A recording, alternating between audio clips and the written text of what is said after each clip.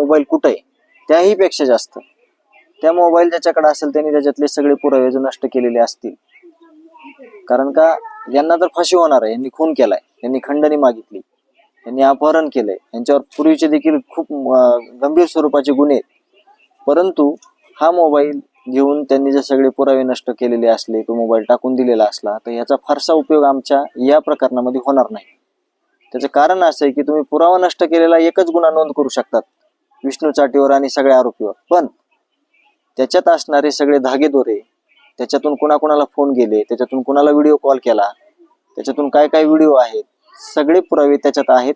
तर ते बाकीच्या सगळ्या पुराव्याची जिम्मेदारी पोलीस प्रशासनाने घेतली पाहिजे, डिपार्टमेंटने घेतली पाहिजे, अशी विनंती मी मुख्यमंत्री साहेबांना करत आहे.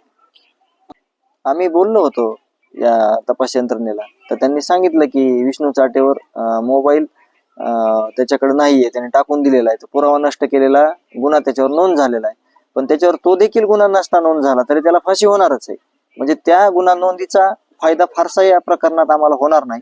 म्हणून त्याच्यातले जे गंभीर गुन्हे आहेत, त्याच्यात जे विटनेस आहेत, पुरावे आहेत त्याच्या मोबाईलमध्ये, तो मोबाईलच शोधणं, याच्यासाठी मी एक विनंती केलेली आहे आज की स्पेशल ह्या सगळ्या आरोपींचा रिमांड घ्या.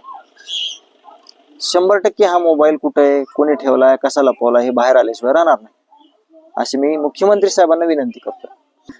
त्याला पोलिसांचं पाठबळ होतं, तो कागदोपत्री फक्त फरार असायचा, तो पोलिसांमध्येच राहायचा, तो विविध पक्ष म्हणजे केजचं पक्ष कार्यालय होतं तालुका अध्यक्षाचं विष्णू चाटेचं, त्याच्यात सर्रास बसलेला असायचा. तिथं LCBचे काही लोक येऊन बसायचे, तिथं पोलीस प्रशासनामधले PSI लोक येऊन बसायचे. म्हणून ह्यांना कुठं लपवून ठेवलंय आणि हा कुठं आहे याचा शोध ह्यांच्या रिमांड मधून तसेच ह्या सगळ्या यंत्रणेकडूनच होणं अपेक्षित आहे आणि ते झालं पाहिजे.